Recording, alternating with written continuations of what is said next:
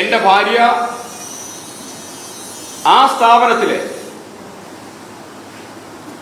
Companies act പ്രകാരം ഉണ്ടാക്കിയ സ്ഥാപനമാണ്.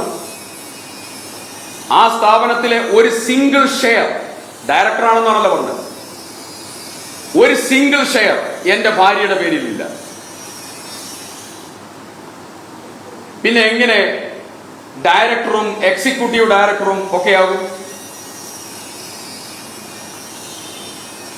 ഒരു ഡയറക്ടർ ബോർഡിൽ പങ്കെടുത്തിട്ടില്ല, ഒരു ഷെയറിന്റെ ഹോൾഡറുമല്ല, ഒരു ചെക്കോ ഒരു ബില്ലോ അവിടെ ഒപ്പിട്ട് നൽകിയിട്ടുമില്ല, അതിന്റെ വ്യവഹാരത്തിൽ പങ്കാളിയായിട്ടുമില്ല.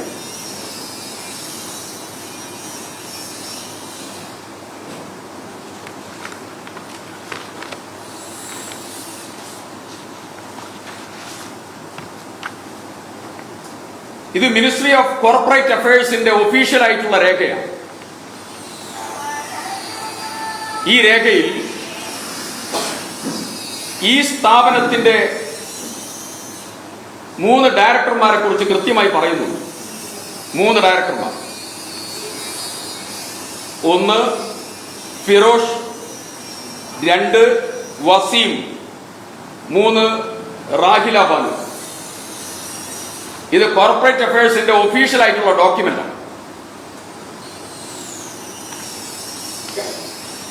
ഈ സ്ഥാപനത്തിന്റെ ഷെയർ ഹോൾഡേഴ്സിന്റെ ലിസ്റ്റാണ്.